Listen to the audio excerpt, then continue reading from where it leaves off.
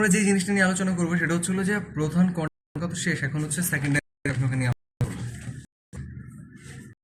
পেজও তো শেষ হয়ে গেছে। সেকেন্ডারি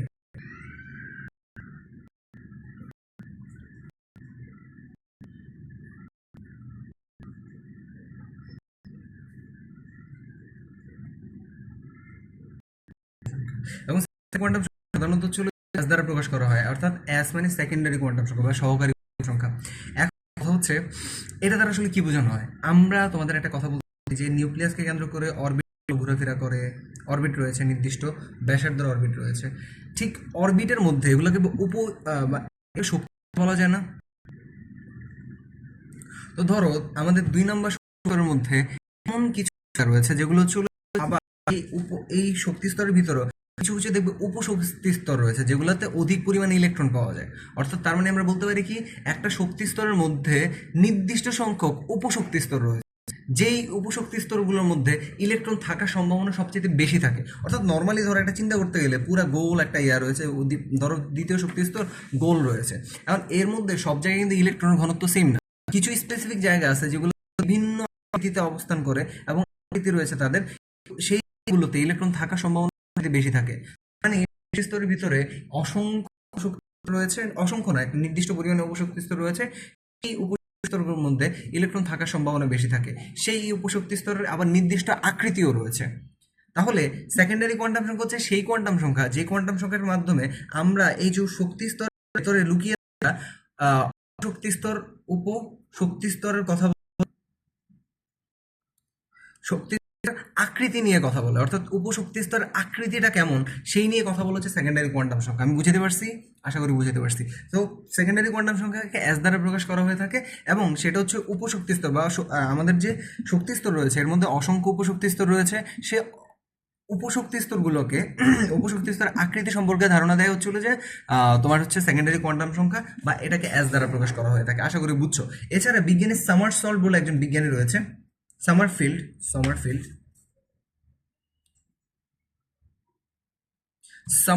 সমারফিল্ড বলে একজন বিজ্ঞানী রয়েছে। তিনি হচ্ছে যে এই যে সেকেন্ডারি কোয়ান্টাম সংখ্যা এটা নিয়ে ধারণা দিয়েছিলেন। এই এই এই ঝামেলা হয়ে গেছে, সেটাকে এস দ্বারা প্রকাশ করো না, এটাকে I am extremely sorry for that, এটাকে এল দ্বারা প্রকাশ করা হয়ে থাকে। আশা করি বুঝবা। কোয়ান্টাম সহকারী কোয়ান্টাম সংখ্যায় কি দ্বারা প্রকাশ করে, সেটাকে প্রকাশ করা হয় সামারফিল্ড এল দ্বারা প্রকাশ হয়ে থাকে।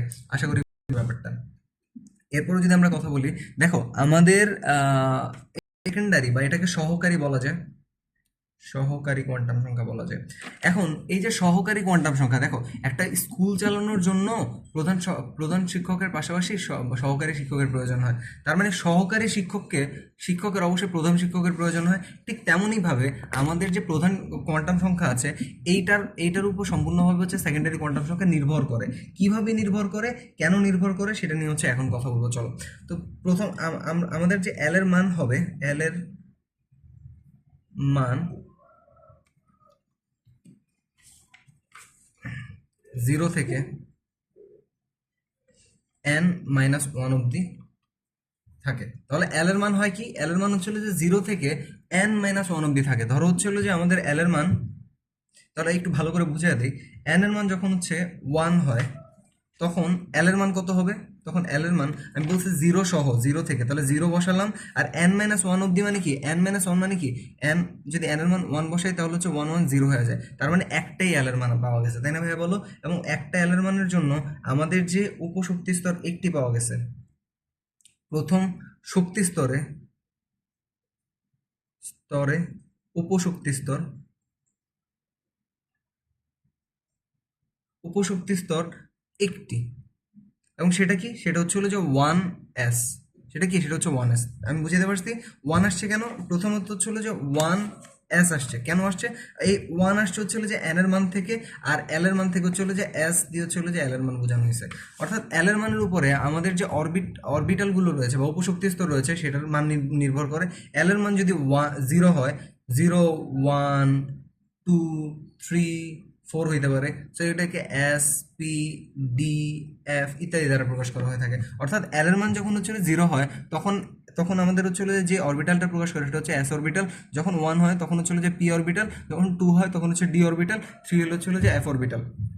সো এন এর মান যখন হচ্ছে যে 1 হয়েছে তখন এল এর মান হচ্ছে যে একটা পাওয়া গেছে ও 0, এবং জিরোর কারণে সেখানে সেখানে একটা প্রথম শক্তি স্তর বোঝানো হয়েছে, এবং এর মধ্যে উপশক্তি স্তর একটি রয়েছে, সেটা হচ্ছে 1s, এবং এন 1 দ্বারা বোঝানো হচ্ছিল যে মানে শক্তি স্তর, আর এস দ্বারা বোঝানো হয় উপশক্তি স্তর। আশা করি তোমরা ব্যাপারটা বুঝছো, ক্লিয়ার। এরপর 2 নম্বর যদি কথা বলি, ধরো এন এর মান যদি 2 থাকতো, এন এর মান কি হইতো, এন এর মান যদি 2 থাকতো তাহলে এল এর মান কয়টা পাওয়া যেত, দেখো তো, এল এর মান অবশ্যই 0 পাওয়া যেত, এবং n-1 এর আগে অবধি, অর্থাৎ হচ্ছে হলো যে n-1 করলে কত, 2 থেকে 1 যদি বাদ দাও, 2 থেকে 1 বাদ দিলে কত হয়, 2 থেকে 1 যদি বাদ দাও তাহলে থাকে হচ্ছে হলো যে 1, তাহলে 1 বাকি আছে, তাহলে 2 অবধি তো আমরা যেতে পারবো না। সো এই দুইটা পাওয়া গেছে, এই দুইটার জন্য আমরা কি করতে পারি, আমরা দ্বিতীয় শক্তি স্তরে, তাহলে দ্বিতীয় শক্তি স্তরের এন এর মান যেহেতু 2, তাহলে দ্বিতীয় শক্তি স্তরে ছোট করে লিখতেছে, হ্যাঁ, শক্তি স্তর উপশক্তি স্তর পাওয়া গেছে কয়টা, উপশক্তি স্তর পাওয়া গেছে হচ্ছে 2টা, একটা হচ্ছে এস, ও এর জন্য এস, আর একটা হচ্ছে পি, তাহলে 2টা পাওয়া গেছে।